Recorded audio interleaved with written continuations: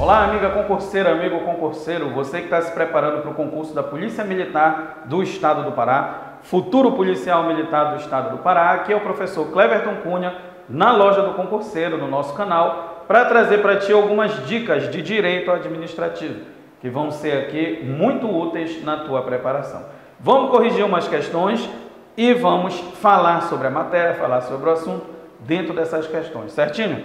Então vamos lá, pessoal. Olha só, nossa primeira questão, uma questão de princípios da administração pública, que estão, inclusive, dentro, claro, do teu conteúdo da Polícia Militar do Estado do Pará. Então, a primeira questão diz o seguinte: sobre os princípios de direito administrativo brasileiro, pode-se afirmar que, a letra A diz, o princípio da legalidade pressupõe que a administração pode fazer tudo o que a lei não proíba. Então, o que é que ele está dizendo aqui? Que a administração pública, ou seja, os agentes públicos, podem fazer tudo aquilo que não esteja proibido por lei. É verdade isso, pessoal? O princípio da legalidade funciona dessa maneira para o administrador público? Não é verdade, né, pessoal? Não é verdade porque, em se tratando do princípio da legalidade para a administração pública, ele se apresenta em sua forma estrita, ou seja, na sua forma mais fechada. Então, como é que funciona aqui, gente? Para a administração pública, só se pode fazer o que está previsto em lei. Então, não é como ele está dizendo aqui, a administração pode fazer tudo o que a lei não proíba. Sabe quem pode fazer tudo o que a lei não proíbe? O particular. O particular pode fazer tudo o que a lei não proíba. A administração pública só pode fazer o que a lei permite. Certo? Então, qualquer conduta sua enquanto um agente público deverá ser amparada na lei. Tá? Se você pensar no particular, por exemplo, o particular usava máscara obrigatoriamente antes da pandemia? Não. Aí vem a legislação, vem as normas de polícia e estabelecem que o particular deve usar a máscara. Então, ele não pode andar sem máscara em locais públicos. A lei diz que ele não pode. Mas enquanto a lei não dizia nada, todo mundo andava sem máscara. Certo? Então, gente, para o particular, se pode fazer tudo o que a lei não proíbe. Para o administrador público, para a administração pública, só faz o que está previsto em lei. Beleza? Então, errada aqui a letra A, porque a ideia do princípio da legalidade é a legalidade estrita, não é a legalidade ampla que tem para o particular, né? Então, o administrador só pode fazer aquilo que está previsto em lei. A alternativa B diz assim: o princípio da legalidade deve sobrepor-se aos demais princípios do direito administrativo. Tudo que a administração faz tem que ter amparo na lei. Então, isso significa dizer que o princípio da legalidade é mais importante que os outros princípios? O que é que você acha? Existe um princípio que possa se sobrepor aos demais? Existe um princípio que, com base nele, a gente pode desobedecer os demais? Qual é a resposta? Não, não existe. Não existe nenhum princípio que seja superior aos outros. Então, a gente coloca aqui, não há hierarquia entre princípios. Os princípios todos têm que ser obedecidos em conjunto. Um princípio não pode se sobrepor ao outro, se sobrepor aos demais. Tá? Então, o princípio da legalidade, ele está em pé de igualdade com todos os outros princípios. Claro que em determinada situação a gente aplica mais um princípio do que outro, mas isso não significa dizer que este princípio está sendo usado para desobedecer os demais. Não, a gente tem que obedecer todos em conjunto. Por exemplo, você que vai ser policial militar do Estado do Pará, né? Ou policial militar, ou policial ou servidor público de qualquer esfera, você está submetido ao princípio da hierarquia, né? E você pode usar o princípio da hierarquia para desobedecer o princípio da legalidade, por exemplo. Você pode utilizar o princípio da legalidade ou violar esse princípio, dizendo que você recebeu uma ordem do seu superior e a lei lhe obriga a cumprir a ordem do superior. Não, porque aí você estaria usando o princípio da hierarquia para violar o da legalidade. Então você recebe uma ordem e vai fazer uma coisa ilegal. Entende? Então você cumpriu da hierarquia, mas da legalidade você violou. Um não pode ser justificativa para desobedecer o outro. Por isso que não existem princípios né, organizados hierarquicamente. Não existe um princípio superior ao outro princípio. Todos têm que ser obedecidos em conjunto, beleza? Então não existe isso de o princípio A ou o princípio B se sobrepõe aos demais princípios. Isso em relação a princípio nenhum. Certo? A letra C diz assim: o princípio da publicidade admite exceções, como em relação à segurança nacional. O princípio da publicidade, pessoal, é aquele princípio que trabalha com transparência.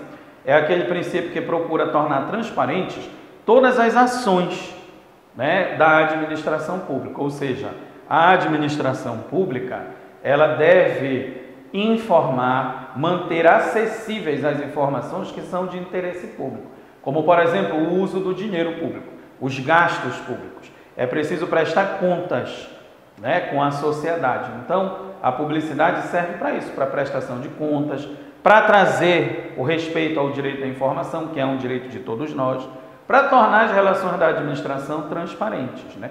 Aí o que é que está dizendo aqui? Que o princípio da publicidade admite exceções.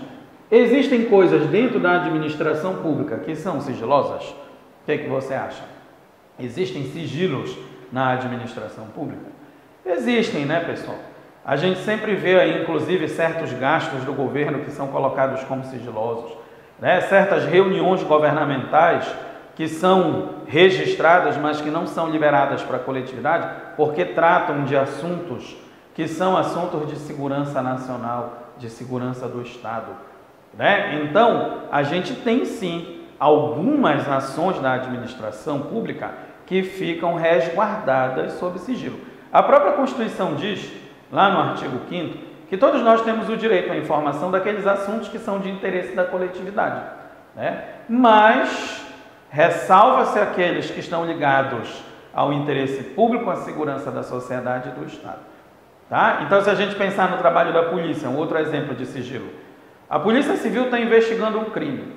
Ela divulga todos os detalhes da investigação enquanto a investigação está em andamento?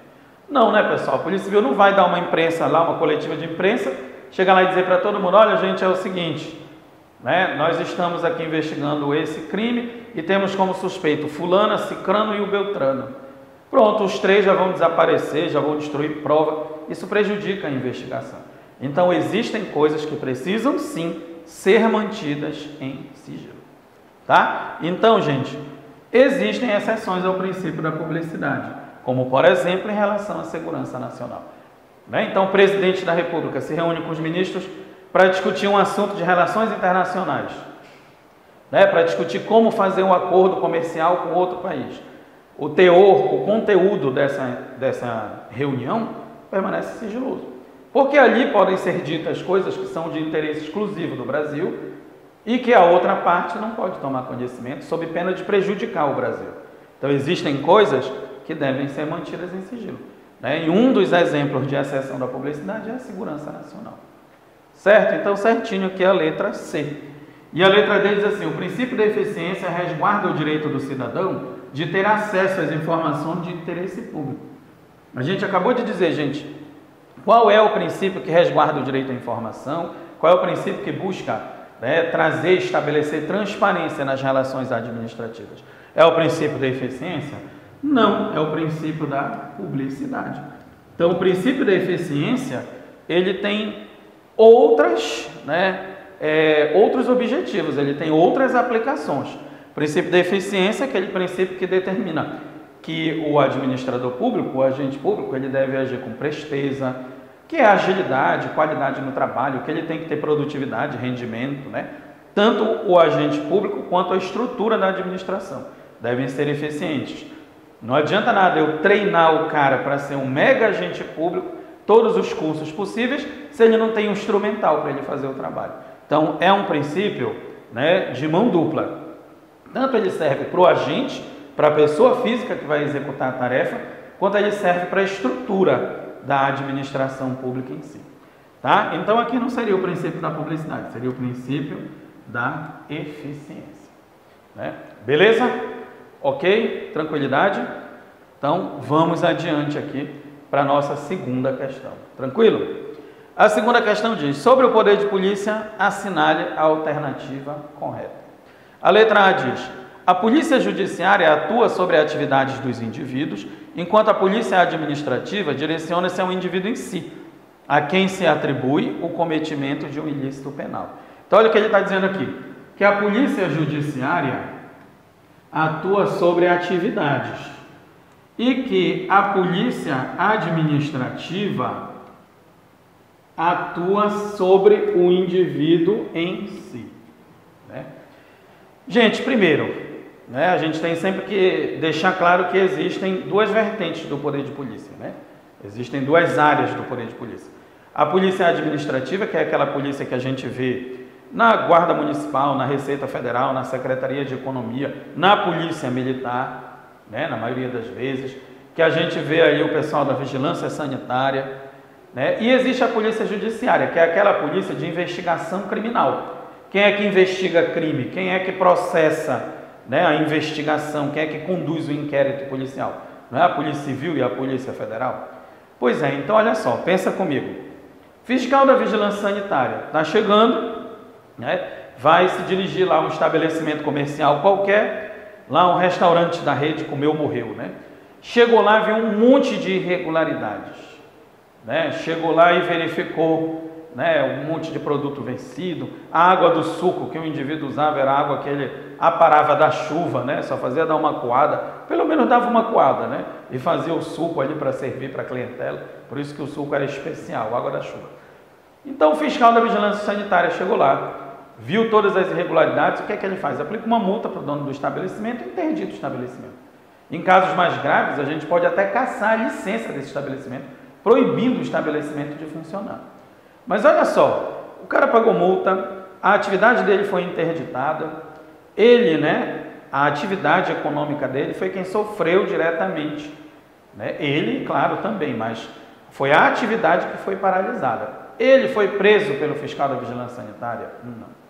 Então, a atividade da polícia administrativa, que é essa polícia, né, que tem a Vigilância Sanitária, que tem Guarda Municipal, Receita Federal, Secretaria de Economia, enfim, é uma porrada de órgãos que tem a polícia administrativa, ela se direciona para a atividade da pessoa. Né? Ela não se direcionou ao indivíduo em si. Sabe quem se direciona ao indivíduo em si? A polícia judiciária, que investiga o crime. Porque se o indivíduo, por exemplo, é preso lá, né, em flagrante, transportando drogas no aeroporto, a Polícia Federal, na condição de polícia judiciária, quem autua ele em flagrante, encaminha para ele ficar à disposição da Justiça. Então, olha a diferença. Uma coisa é eu chegar lá no Comeu Morreu e apreender todos os equipamentos ou todos os produtos que estejam vencidos. Né? Então, eu paralisei a atividade, interditei. Na Polícia Judiciária, se eu pegar um indivíduo transportando droga ali no aeroporto, é um indivíduo que vai sofrer diretamente a consequência, ele vai preso, vou meter a algema lá, a gente fina do indivíduo e vamos levar esse indivíduo lá, né, para ser autuado e tomar todos os procedimentos. Ou seja, pessoal, está trocado isso aqui. A polícia judiciária, que é a polícia criminal, atua sobre os indivíduos, né, enquanto a polícia administrativa atua sobre as atividades. Tá? Então está errado. A polícia judiciária atua sobre o indivíduo em si e a polícia administrativa atua sobre as atividades do indivíduo. Tá? Então o erro está aí, ó. Polícia judiciária, para não esquecer, incide sobre as pessoas, o indivíduo em si, o cara vai preso lá, algemado, polícia judiciária. Polícia administrativa incide sobre os bens, atividades, os interesses. Interdita o estabelecimento, aplica uma multa, apreende mercadoria. É isso que a polícia administrativa faz. Tá? Então, letra A, errada.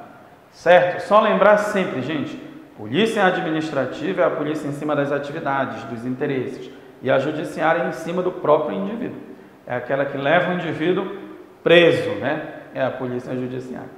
Aí você pode estar se perguntando, mas Cleverton, me diz uma coisa, a PM também não prende quando pega um indivíduo em flagrante?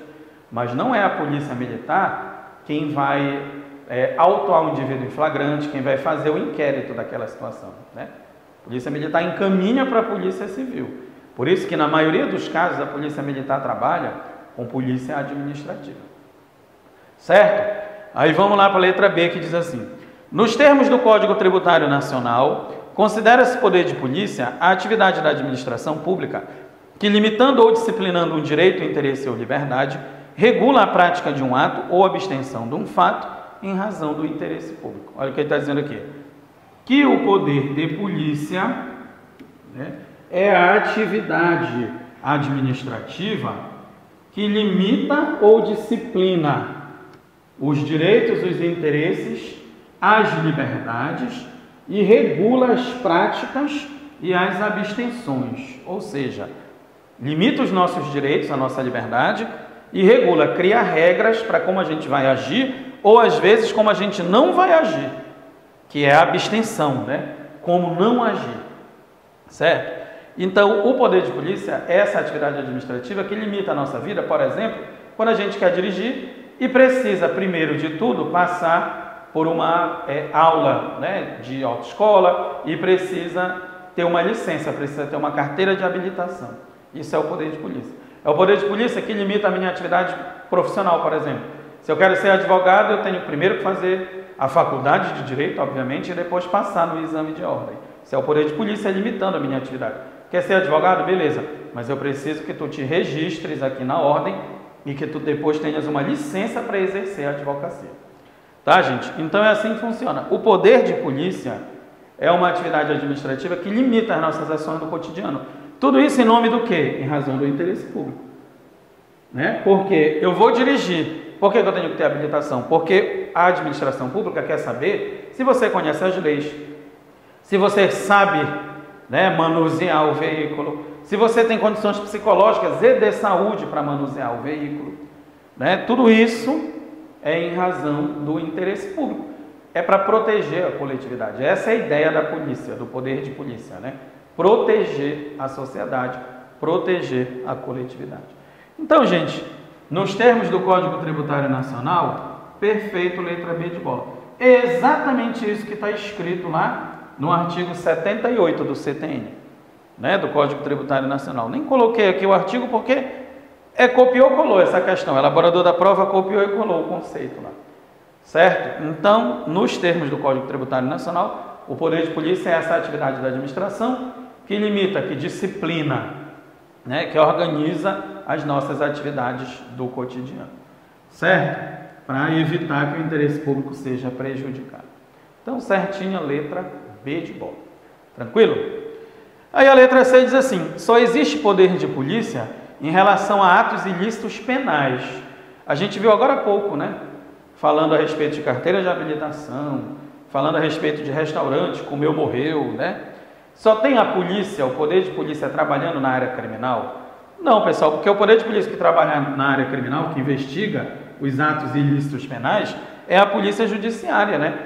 Mas se eu digo que só existe o poder de polícia em relação a ato ilícito penal, eu estou dizendo que só existe a polícia judiciária. E aí, onde fica a polícia administrativa? Não é verdade? Polícia administrativa que vai trabalhar com saúde, com segurança, com higiene, com disciplina do mercado, né? Enfim, com controle de atividades profissionais. Tudo isso é polícia administrativa. Então, o poder de polícia ele não é sinônimo de polícia judiciária. Muita gente acha isso, né? Quantas vezes eu já ouvi as pessoas dizendo assim: ah, olha, fiscal da Receita Federal não tem poder de polícia. Ou guarda municipal não tem poder de polícia. Porque as pessoas, pessoal, associam o poder de polícia como se fosse o poder de um policial, né? De prender o cara em flagrante, né? De fazer com que a pessoa responda ao inquérito. Não é isso, gente. A polícia tem poder de polícia, mas não é só a polícia que tem poder de polícia, né? Vários órgãos têm. Agora, os outros órgãos que não trabalham na área do ilícito penal têm a chamada polícia administrativa. Então, não é só polícia em relação ao ato ilícito penal. A gente tem também polícia administrativa. Aí a letra D diz assim: a sanção de polícia pode ser delegada a particulares. O que é sanção? Penalidade, né? A aplicação de penalidades pode ser delegada a particulares. Não é verdade, gente, pelo seguinte: tem coisas do poder de polícia que você não pode delegar, né? Para ninguém que tenha essa natureza privada, essa natureza particular. Sanção é uma delas. Você não pode passar para o particular o direito de punir, né, o terceiro que violou alguma regra. Quer ver outra coisa que a gente não pode passar para o particular do poder de polícia? Criação de norma. tá? Então, gente, aplicar penalidade e criar norma, só o Estado, só quem é do Estado, do poder público é que pode fazer. Eu posso até passar para o particular ajudar a guinchar um carro, por exemplo, que está estacionado no lugar proibido, né? Mas a multa quem vai aplicar é o agente de trânsito. A sanção, que é a penalidade, só pode ser exercida por quem é do Estado, né? Pela pessoa do direito público, a pessoa que trabalha com as regras do direito público, certo? Então, criar norma, criar regra e punir, só o Estado que pode fazer. A gente não pode passar para o particular. Beleza? Então, lembra sempre disso. A parte de punir e de criar regra é só o Estado quem pode fazer. Beleza? E olha, gente, antes da gente continuar aqui a nossa dica, eu quero só te lembrar que a gente está com um super projeto para quem vai passar, para quem quer, para quem vai passar na Polícia Militar do Estado do Pará. Até o dia 20 de julho de 2020, agora, um preço super promocional, né, de R$ 150 para você participar do projeto, que a loja do concurseiro denominou Ataque Coordenado. O que é o ataque coordenado? Gente, são vários eventos juntos. Todos os produtos, né, que costumeiramente você vê em aulas online, estarão juntos servindo para a tua aprovação. Olha só, exercício, aula ao vivo, a gente vai estar ao vivo aqui com você, né? Estratégia de estudo, te dando dica de o que mais cai, como é que é melhor estudar, o que não é. Simulados, a gente vai ter simuladão para você também testar como é que está o seu conhecimento, tá? Então adquira esse pacote que até o dia 20 de julho de 2020 vai estar custando R$ 150 e você vai ter vários dias, meses nessa preparação. O código de desconto para você ganhar esse valor aqui de R$ 150, porque o projeto é mais caro.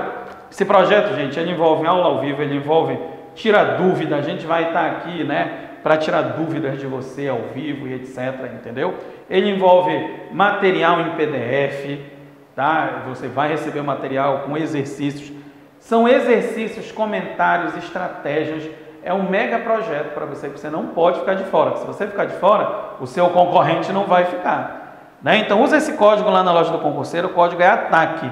Para participar do nosso ataque coordenado, a gente ir lá buscar a tua vaga na Polícia Militar do Estado do Pará. Beleza? Então, www.lojadoconcurseiro.com.br, o código é ATAQUE. Vamos atacar e vamos participar, né, desse grande projeto. E você que está chegando agora, ou que ainda está a fim de ver bastante teoria, de fortalecer a sua base, a gente tem o curso online também. Apenas R$ 275, gente. R$ 275 que você pode ir lá parcelar no cartão. Você nem vai sentir, né? Mas vai sentir depois, né? Quando você estiver lá na Polícia Militar do Estado do Pará, na formatura, você vai lembrar do professor Cleverton e dos outros professores, dizendo: compra aí o curso online para entrar na PM do Pará. Já pensou? Na hora da formatura? Então, gente, tem também esse curso online completo. São as teorias, mais os exercícios, mais simulados e a apostila em PDF, tá? Então, aqui, gente, tem mais um bônus, olha, mais 320 questões para você revisar. Então, esse curso online também é completaço. Se puder, adquire os dois. Faz o curso de teoria, pega o ataque lá com o exercício, pronto, meu amigo, tá tudo certo, tá? Esse curso online ainda está pré-edital, viu, gente? Tá ainda pelo conteúdo do concurso passado, certo? Mas a gente vai sempre, obviamente, te acompanhando e te dando essa base teórica que vai servir com toda certeza para o teu concurso lá da PM. Muito provavelmente não vai ter grandes mudanças em relação ao edital novo, né? Então, vamos lá participar do ataque coordenado e compra também o nosso curso. É um investimento, gente, não é um gasto, é um investimento no teu futuro e na tua carreira, certo? Então vamos lá, gente, www.lojadoconcurseiro.com.br, tem todos os nossos produtos lá. O ataque coordenado é nesse esquema que eu estou fazendo aqui, sempre comentando, aparecendo as explicações, é nesse esquema. Agora imagina isso, né, em várias e várias questões, centenas de questões, para você ir treinando em casa, no trabalho, pelo celular, no computador, enfim, onde te for mais confortável, certo? Então vamos nessa, gente, vamos se preparar, porque o futuro é esse. O futuro é a Polícia Militar do Estado do Pará. Beleza? Então vamos lá. A terceira questão diz assim: os princípios informativos do direito administrativo. A letra A diz: ficam restritos àqueles expressamente previstos na Constituição Federal. O que é que ele está querendo dizer aqui, pessoal? Que são somente os que estão na Constituição. Ficam restritos, ou seja, ficam limitados. Só existem os princípios do artigo 37 da Constituição. Esses princípios, do artigo 37 são a legalidade, a impessoalidade, a moralidade, a publicidade e a eficiência. O LIMP. Só, gente, que não são só esses que existem. No artigo 37 estão os chamados, o artigo 37 da Constituição Federal, estão os chamados princípios expressos constitucionalmente. Mas não são eles os únicos. Na verdade, nós temos vários outros princípios implícitos, em outras leis e na própria Constituição Federal. Então, quando eu digo fica restrito, parece que só existem esses princípios. E isso não é verdade. A letra B diz assim: consistem no conjunto de proposições que embasam o sistema e lhe garante a validade. O que é que ele está querendo dizer aqui? Que os princípios da administração, eles são um conjunto de proposições, ou seja, um conjunto de regras, de normas, que embasam o sistema administrativo e garantem que esse sistema seja válido, que ele esteja de acordo com a legislação. Perfeito, letra B de bola. É isso que são os princípios, pessoal. Um conjunto de proposições. Que proposição, Cleverton? Um conjunto de regras, de normas, um conjunto de ideias, que vão embasar a atividade administrativa, a atividade da administração. É isso que são os princípios da administração. A letra C é errada, porque já começa errado aqui dizendo: ficam restritos aos que estão expressamente previstos na Constituição Federal e nas Constituições estaduais. Claro que não, pessoal? Existem princípios, como eu te falei, implícitos e expressos nas Constituições, e existem outras leis também, porque a gente mais tem princípio implícito e expresso em outras leis. Então, não são só os princípios constitucionais que existem. E a letra D está errada porque diz assim: são normas previstas em regulamentos da Presidência da República sobre ética na administração pública. Nada a ver. Normas de ética que são criadas por regulamentos fazem parte, inclusive, do princípio da moralidade. É um princípio maior do que essas normas. Essas normas de ética já são uma coisa que deriva do princípio da moralidade, não são os princípios em si. Então, os princípios estão na Constituição, estão em outras leis, estão nos livros de teoria, Os princípios, eles estão espalhados em todo o direito administrativo. Certo? Então, a terceira questão é a letra B de bola. Beleza, pessoal? Espero que tenha sido proveitoso, que você tenha aproveitado aqui essas dicas que a gente está inserindo junto com os exercícios e que você venha com a gente nessa preparação, que a gente está aqui te esperando prontinho para te auxiliar, para que você alcance o seu sonho, para que você alcance o seu objetivo. Um grande abraço, pessoal, e até a próxima.